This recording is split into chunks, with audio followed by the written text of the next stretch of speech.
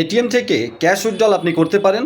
আবার customer as a customer আপনি APS CSP বা ব্যাংকের সিএসপিদের কাছে গিয়েও মাইক্রো এটিএমের মাধ্যমে ক্যাশ উইথড্রল করতে পারেন। ক্যাশ উইথড্রল সিস্টেমটা ইউপিআইয়ের মাধ্যমেও কিন্তু শুরু হয়েছে, কিছু ব্যাংকের পাইলট প্রজেক্ট হিসাবে ফিজিক্যাল এটিএম থেকে কিন্তু শুরু হয়েছে। এটার মিসইউজ আপনাদের মধ্যে থেকে অনেকে এপিএস সিএসপি বা ব্যাংকের সিএসপি করছে, নিজেদের PhonePe, Google pay, Paytm QR কোডে পয়সা নিয়ে ক্যাশ দিচ্ছে, বা বিভিন্ন কোম্পানির মার্চেন্ট কিউআর কোডে পেমেন্ট অ্যাকসেপ্ট করে ক্যাশ দিচ্ছে, যেটা টোটালি আরবিআই এনপিসিআই রুলসের বিরুদ্ধে। করবেন না। ইউপিআই ক্যাশ উইথড্রল যদি করতেই হয়, কাস্টমারকে ব্যাংকের এটিএমে যেতে হবে, এবং ম্যাক্সিমাম ব্যাংকের ম্যাক্সিমাম এটিএম কিন্তু UPI QR code cash withdrawal enable করে দিয়েছে।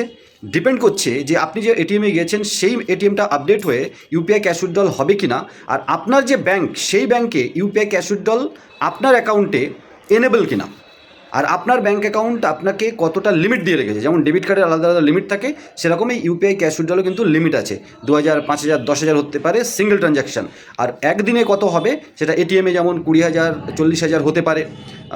নিজের ব্যাংকের এটিএমে গেলে সিঙ্গেল শটে 40,000, 20,000 পর্যন্ত উইথড্রল হয়। কিন্তু আপনি যখন ইন্টার অপারেটেবল অন্য কোনো ব্যাংকের এটিএমে যাবেন, ডেবিট কার্ড দিয়েও কিন্তু 10,000-এর বেশি পয়সা বের হয় না, উইথড্রল হয় না। ইউপিআইয়ের ক্ষেত্রেও কিন্তু খানিকটা সেরকম।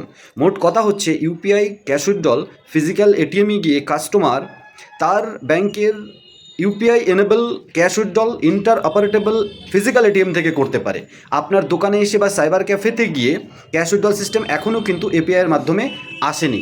আসলে অবশ্যই আমরা ইউপিআই ট্রান্সফারের মতো ওটাও আনার চেষ্টা করব। ততক্ষণ মার্চেন্ট কিউআর কোডে পেমেন্ট নেবেন প্রোডাক্ট বা সার্ভিস বিক্রি করে। ক্যাশ দেওয়ার জন্য মার্চেন্ট কিউআর কোড বা নিজের ফোনপে, গুগল পেতে পয়সা নেবেন না, ক্যাশ দেবেন না।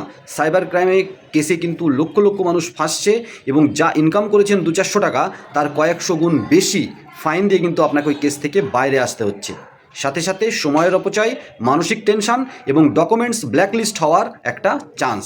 সবাই সাবধান।